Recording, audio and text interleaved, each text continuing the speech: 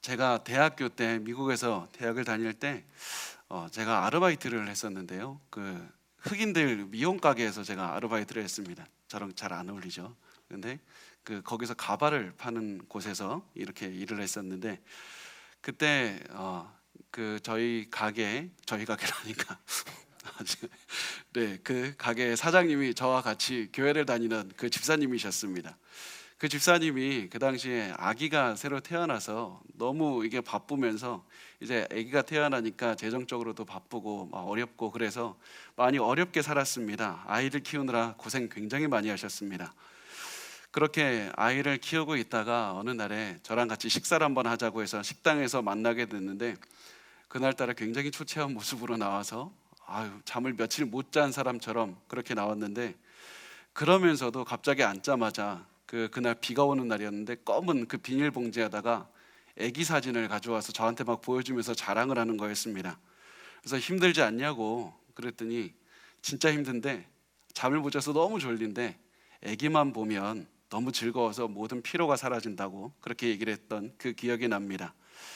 그분이 그렇게 고생하고 힘들었던 이유가 그 아이를 하나 잘 키우기 위해서였기 때문에 아이의 웃는 모습만 보고 아이가 자는 모습만 봐도 그 모든 피로가 사라졌던 것이었습니다. 오늘 우리가 예수님을 바라보면서 살아가고 있습니다. 예수님의 재림하실 그날만 바라보고 살아가고 있습니다.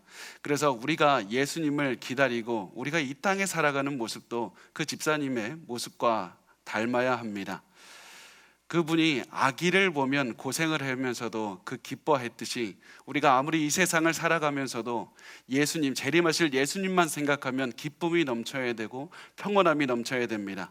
아무리 이 땅에서 우리가 고난을 당해도 재림하실 예수님을 만날 생각만 하면서 모든 즐거움과 위로와 평안을 느껴야 됩니다. 왜냐하면 우리의 모든 어려움이 사라지고 우리가 모든 위로를 받는 그때가 언제냐면 이 땅에서가 아니라 예수님께서 재림하시는 그때이기 때문입니다. 우리의 모든 어려움이 해결되고 우리가 더 이상 아프지 않고 지치지 않고 모든 마음의 위로와 영적인 평안함을 얻는 그 모든 때가 바로 재림하신 예수님을 만나는 그때이기 때문입니다. 그래서 우리의 모든 신앙의 최종 목적지, 우리의 모든 삶에 근거하는 것, 우리가 걸어가야 되는 그곳이 바로 예수님의 재림이다. 재림하실 예수님만 기억하면서 살아가야 된다. 이 사실을 반드시 기억하셨으면 좋겠습니다. 그런데 우리가 신앙생활을 하면서도 굉장히 어려워지는 때가 언제냐면 예수님의 재림에서 다른 것을 자꾸 바라보게 될 때입니다. 예수님이 재림하실 때 우리에게 정말 누릴 수 있는 그 수많은 것들을 주실 텐데 예수님의 재림 때 누릴 수 있는 것을 오늘 누리려고 할 때 문제가 생깁니다. 예수님을 바라보고 느낄 수 있는 즐거움과 기쁨을 다른 곳을 바라보면서 느끼려고 할 때 문제가 생긴다는 사실입니다. 그러나 우리가 예수님의 재림을 바라보지 못하면 자꾸 다른 잘못된 곳에서 위로를 얻으려고 하고 잘못된 곳에서 즐거움을 찾으려고 하고 잘못된 곳에서 결국에는 우리의 그 신앙 여정이 전혀 잘못된 곳으로 가게 될 수밖에 없다는 사실입니다. 그래서 우리가 항상 기억해야 될 것은 우리가 지금 가는 길이 어디라는 것을 명확하게 기억하시고 아무리 삶이 바쁘고 어렵더라도 예수의 재림을 향해서 우리가 가고 있는 것이다. 예수님만 생각하면서 살아가고 있는 것이다. 오늘 이 시간에 우리가 고생을 하는 것도 재림하실 예수님을 만나기 위해서라는 사실을 기억하셨으면 좋겠습니다. 그런데 우리가 이 땅에서 살면서 어떠한 많은 사람들을 만납니까? 예수님의 재림 전에 굉장히 세상에 속한 많은 사람들이 여러분을 예수님의 재림에서 이 땅으로 자꾸 시선을 끌려고 할 겁니다. 예수님의 재림이 아니라 다른 곳에서 위로를 얻게 만들려고 할 겁니다. 예수님께서도 이런 사람들이 우리 주변에 많을 것을 잘 알고 계셨습니다. 그래서 예수님께서는 이렇게 말씀하십니다. 마태복음 13장 29절과 30절 말씀인데 우리 같이 읽겠습니다. 시작. 주인이 이르되 가만두라. 가라지를 뽑다가 곡식까지 뽑을까 염려하노라. 둘 다 추수 때까지 함께 자라게 두라. 추수 때에 내가 추수꾼들에게 말하기를 가라지는 먼저 거두어 불사르게 단으로 묶고 곡식은 모아 내 곡간에 넣으라 하리라. 이 세상에 예수님을 믿는 사람과 예수님을 믿지 않는 사람들이 섞여서 산다는 겁니다. 이 세상에 속한 사람들이 예수님을 따르는 자들을 계속해서 유혹하면서 때로는 공격하면서 괴롭히면서 살아가게 됩니다. 그렇지만 분명히 우리가 기억해야 될 것은 반드시 추수의 날이 온다는 사실이고, 예수님께서 이 추수의 날에는 예수님을 믿지 않는 자들을 반드시 처벌할 것이라는 사실입니다. 하나님께서 추수할 날에 오기까지 이 잡초들과 그리고 곡식이 섞여서 자라게 하시는 이유는 잡초를 제거하는 것보다, 가라지를 제거하는 것보다 곡식을 잘 자라게 하는 것이 훨씬 더 중요하기 때문에 하나님께서는 그 날까지 이 둘을 분리하지 않고 예수님의 재림의 날까지 기다리시지만, 이 추수의 날, 예수님께서 오시는 그날이 오면 가라지들은 불사름을 당하게 될 것이고 곡식들은 천국으로 가게 될 것입니다. 반드시 예수님의 재림하시는 심판의 날이 올 것입니다.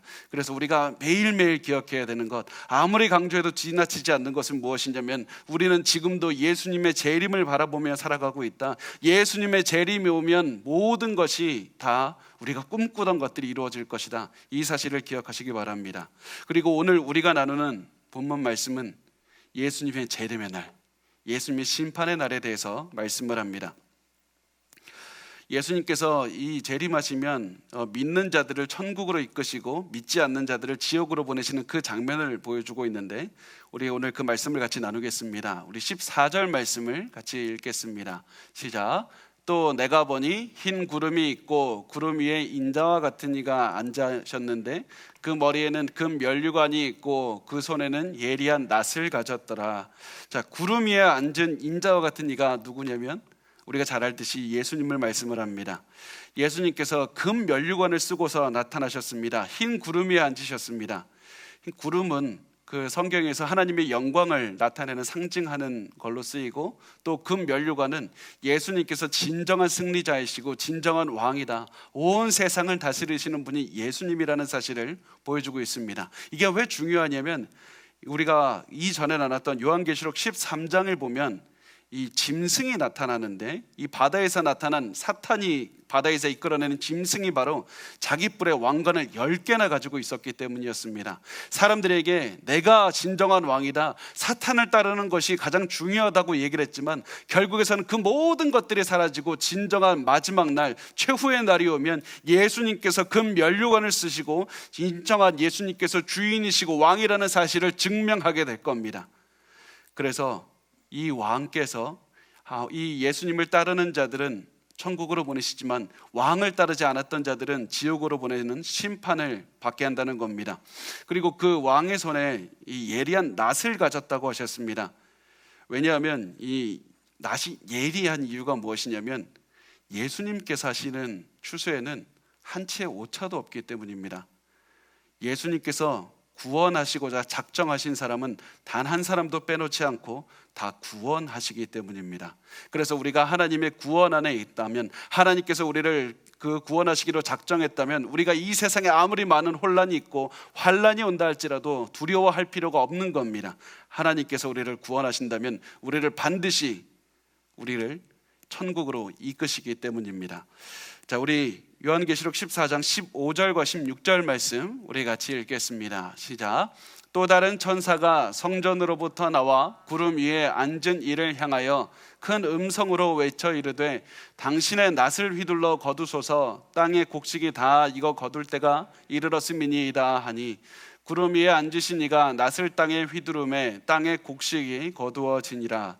자, 근데 여기서 예수님에게 한 천사가 등장해서 말을 하는데, 이 천사가 성전으로부터 나왔다고 말씀을 합니다. 그런데 우리가 참 중요한 것은, 천국에는 성전이 없습니다. 천국에는 성전 건물이 따로 없습니다. 천국에는 성전 건물이 없는데 그러면 이 천사가 도대체 어디서 나왔다는 얘기인가 보면, 자, 우리가 구약시대를 보면 하나님께서 성전 건물을 왜 주셨냐면, 하나님을 만날 수 있는 공간을 마련해 주기 위해서 성막을 만드시고 성전을 주셨던 겁니다. 그래서 사람들이 하나님을 만나고 하나님과 그 교제를 나누기 위해서는 성막으로 가고 성전으로 갔었어야만 됐습니다. 그런데 우리가 이 계속해서 순모임 통해서 나누고 있는 이 사도행전을 통해서 드러난 것이 무엇입니까? 신약에 오면서 성령께서 이제는 건물에 계신 것이 아니라 예수를 믿는 사람들 안에 계시다는 겁니다. 성전이 더 이상 건물이 아니라 이 교회가 됩니다. 예수를 믿는 각 사람에게 오셨습니다. 그래서 하나님의 사람들이 성전이 된 겁니다. 그래서 하나님께서 성전이라는 건물에 계시는 것이 아니라 하나님을 믿는 사람들이, 예수를 믿는 사람들이 가는 곳마다 다 성전, 움직이는 성전이 되어버렸습니다. 그래서 하나님께서는 백성이 있는 곳에는 어디든지 가시는 그런 것을 보여주셨습니다. 그래서 성전은 하나님께서 계시는 곳이라는 말씀이시고, 또 천국이 어딥니까? 하나님께서 계시는 곳입니다. 그래서 천국에서는 성전이 따로 필요가 없습니다. 성전 건물이 필요가 없습니다. 천국은 하나님께서 계시는 곳이기 때문입니다. 그래서 요한계시록 21장 22절 말씀을 보면 이렇게 말씀합니다. 성 안에서 새 예루살렘 안에서 내가 성전을 보지 못하였으니 이는 주 하나님 곧 전능하신 이와 및 어린 양이 그 성전이심이라. 하나님이 성전이 되시고 예수님이 성전이 되십니다. 그래서 하나님 자체가 이 천국이시고 하나님께서 바로 이 예루살렘 성전이기 때문에 더 이상 성전 건물이 필요가 없는 겁니다. 그리고 이 말씀을 가지고 15절 말씀을 다시 보면 그 또 다른 천사가 성전으로부터 나왔다. 다시 말해서 그냥 예배드리다가 나왔다는 얘기가 아니라 하나님께로부터 명령을 받아서 나왔다. 하나님 아버지의 명령을 받아서 이 천사가 나와서 예수님께 말씀을 하고 있다는 그런 뜻이 됩니다. 그런데 하나님 아버지가 예수님께 명령을, 한 가지 중요한 것을 말씀을 하시는데, 무슨 말씀을 하시냐면 천사를 통해서 전달하시는 것이 곡식을 거둘 때가 왔다. 곡식을 거둘 때가 왔다는 겁니다. 예수님께서 잘 몰라서 굳이 알려주셔야 되는 겁니까? 왜 천사를 통해서 아버지께서 아들에게 알려주십니까? 그 이유가 무엇이냐면 예수님께서는 재림의 날에 대해서, 심판의 날에 대해서 알 수도 있었지만 일부러 나는 그 날에 대해서 모를 것이다, 나는 알고 싶지 않다라고 아버지께로 올려드렸기 때문입니다. 이게 무슨 말씀이냐면 마가복음 13장 32절 말씀을 우리 같이 읽겠습니다. 시작. 그러나 그 날과 그때는 아무도 모르나니 하늘에 있는 천사들도 아들도 모르고 아버지만 아시느니라. 이 말씀은 이 예수님께서 하나님 아버지보다 그 낮은 등급의 신이다, 이런 뜻이 아니라 예수님도 충분히 그 재림의 날에 대해서 알 수도 있었지만 그 모든 것들은 하나님 아버지께로만 맡겨두었다는 뜻입니다. 그래서 예수님께서는 재림의 날에 대해서 알고 계시지 않는데 이것 때문에 하나님 아버지께서 재림의 날이 이르렀을 때, 추수할 날이 이르렀을 때 예수님께서 말씀을 해주시는 겁니다. 드디어 추수할 날이 이르렀다. 드디어 추수할 날이 일어났다. 곡식이 다 익었다. 그리고 이 말씀을 들은 예수님께서 이제 곡식인 성로를 천국으로 이끄시는 그런 추수를 시작하게 됩니다. 그런데 예수님께서 곡식을 천국으로 거두는 날은 동시에 예수를 믿지 않는 자들을 심판하는 날이 될 것입니다. 항상 같이 존재합니다. 천국과 지옥이 항상 같이 등장하고 있습니다. 천국이 있기 때문에 예수를 믿지 않는 자들은 지옥으로 보내지게 됩니다. 지금까지 보면 우리가 그 천국에 보내는 것은 곡식 추수하는 것에 비유해서 말씀을 했다면, 이제부터는 이 포도 틀에 자른 것을 이제 심판하는 것, 지옥에 가서 고난을 당하는 것을 포도주 틀에 들어가는 것에 비유해서 말씀을 하고 있습니다. 우리 요한계시록 14장 17절에서 18절 우리 같이 읽겠습니다. 시작. 또 다른 천사가 하늘에 있는 성전에서 나오는데 역시 예리한 낫을 가졌더라. 또 불을 다스리는 다른 천사가 제단으로부터 나와 예리한 낫 가진 자를 향하여 큰 음성으로 불러 이르되 내 예리한 낫을 휘둘러 땅에 포도송이를 거두라. 그 포도가 익었느니라 하더라. 자, 지옥으로 사람들을 보내는 천사도 역시 예리한 낫을 가졌습니다. 왜 그러냐면 바로 하나님께서 악한 자들에게 진정한 정의를 실현하시기 때문입니다. 악한 자들이 예수를 믿지 않고 저지른 그 모든 그것의 정의, 그 모든 처벌을 반드시 받게 하시기 때문입니다. 그래서 예수 믿지 않는 자들이 예수를 믿는 자들을 공격하고 고난을 주었던 그 모든 대가를 치르게 하실 것이기 때문입니다. 이때 또 다른 천사가 제단으로부터 나왔다고 말씀합니다. 이 전사가 나타난 제단이 어떠한 제단이냐면 성도들의 기도가 쌓인 제단입니다. 요한계시록 8장 3절에서 5절 말씀을 보면 다른 천사가 와서 제단 곁에 서서 있는데 이는 모든 성도의 기도와 합하여 보호자 금제단에 드리고자 합니다. 이 천사가 나온 이 제단은 바로 성도들의 기도가 있는 제단입니다.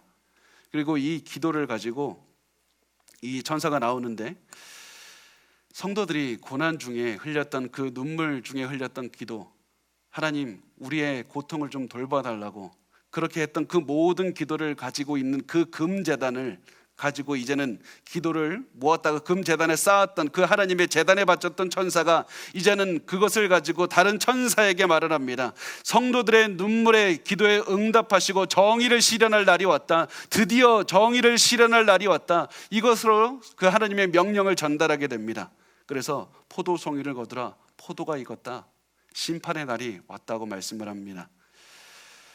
그래서 요한계시록 14장 19절에서 20절 말씀에 이렇게 말씀합니다. 우리 같이 읽겠습니다. 시작. 천사가 낫을 땅에 휘둘러 땅의 포도를 거두어 하나님의 진노의 큰 포도주 틀에 던짐에 성 밖에서 그 틀이 밟히니 틀에서 피가 나서 말 굴레까지 닿았고 1600 스다디온에 퍼졌더라. 천사가 포도를 거두어서 포도주 틀에 던졌는데 이 틀의 위치가 어디냐면 성 밖에 있습니다. 새 예루살렘 밖에 있습니다. 천국에 들어오지 못합니다. 예수를 믿지 않는 자들은 영원히 천국에 들어오지 못하고 천국 밖에서, 새 예루살렘 밖에서 영원히 고난을 당하고 살아가고 있습니다. 이 땅에서는 구원받지 못한 자들과 구원받은 자들이 섞여서 살아가지만 예수님의 재림 다음에는 이제는 나누어지게 됩니다. 영원히 합쳐지지 못하고 영원한 심판을 겪게 됩니다. 그리고 그들의 받는 심판, 예수를 믿지 않는 자들의 심판이 얼마나 심각한지에 대해서 오늘 말씀을 하는데, 포도주의 틀에서 피가 나서 말 굴레까지 닿았고 1600 스다디온까지 퍼졌다고 말씀을 합니다. 이 지옥에 가는 사람들의 이 피가 말의 입마개 같은 그 굴레 높이만큼, 그래서 많은 사람들이, 이 학자들이 1.5m 정도까지 쌓였다고 그렇게 생각을 하고, 또 그 길이가 1600 스다디온이라고 말씀을 하는데 1600 스다디온이 그것을 어떤 의미냐면 상징적인 의미입니다. 1600 우리 다 곱하기를 한번 해보면 4 곱하기 4 곱하기 10 곱하기 10 맞죠? 네, 제가 수학을 잘 못하는데 그래도 4 곱하기 4 곱하기 10 곱하기 10을 하면 1600이 됩니다. 이게 왜 중요하냐면 1600이라는 게 실질적으로 어떤 큰 진짜 숫자가 아니라 상징적인 숫자이기 때문에 말씀을 드리는데요. 4가 무엇이냐면 이 온 세상의 내 모퉁이를 상징하는 그 수가 4입니다. 그래서 온 세상을 모퉁이를 4번 4 곱하기 4를 곱하고 또 거기에 완전한 것이라는 그 뜻을 가진 숫자 10을 2번 곱하면 1600이 되는 겁니다. 수학 잘 따라하고 계시죠? 네. 그래서 이게 어떤 의미냐면 하나님의 심판이 온 지구를 덮을 것이다. 하나님의 심판을 빠져나갈 수 있는 사람은 단 한 명도 없다는 겁니다. 그리고 그 심판이 엄청나게 심각할 것이다. 이 말씀을 하고 있습니다. 그래서 오늘 본문은 계속해서 우리에게 말씀을 합니다. 우리 인생과 인류의 역사가 바로 예수님의 재림의 날을 향해서 가고 있다. 지금은 다 변함없이 다 똑같이 살아가고 있는 것 같지만 어느 날에 갈릴 날이 올 것이다. 나누어질 날이 올 것이다. 그래서 그 날에서 우리가 살아날 수 있는 유일한 방법은 예수 그리스도께 우리의 소망을 두는 것밖에 없다는 겁니다. 예수님의 추수의 날에 모두 초점을 두고 살아가는 것밖에 없다는 겁니다. 예수님의 재림의 날만 바라보며 살아야 된다고 말씀을 합니다. 만약에 이 자리에 혹은 우리 가족들 중에 예수님의 재림을 바라보지 못하고 살아가시는 분들이 있다면 잘 기억하셨으면 좋겠습니다. 이 주변에 특히 많은 목회자라고 하는 자칭 하시는 분들도 있고 그렇지만 어떠한 분들은 이 땅에서 조금 타협해도 괜찮다라고 말씀을 하는 분들이 있습니다. 이 땅에서 살아가면서 조금 타협해도 괜찮다고 이렇게 말씀하시는 분들이 있습니다. 그런 분들이 주변에 있다면 그분들을 조심하시기 바랍니다. 왜냐하면 타협해도 된다고 말하는 자들이 거짓 선지자들이기 때문입니다.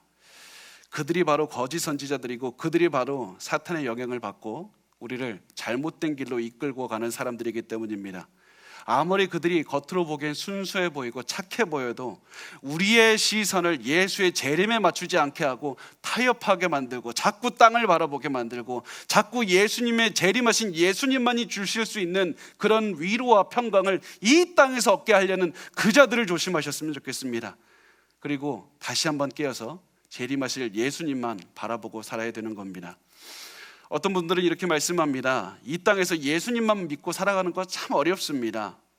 이 땅에서 재림을 기다리면서 사는 것 때문에 내가 너무나도 많은 고생을 하면서 살아갑니다. 얼마나 더 고생을 해야 됩니까? 그렇지만 우리가 그런 생각을 하신다면 우리가 인생의 목적지에 도달했을 때 그 생각은 분명히 변할 것입니다.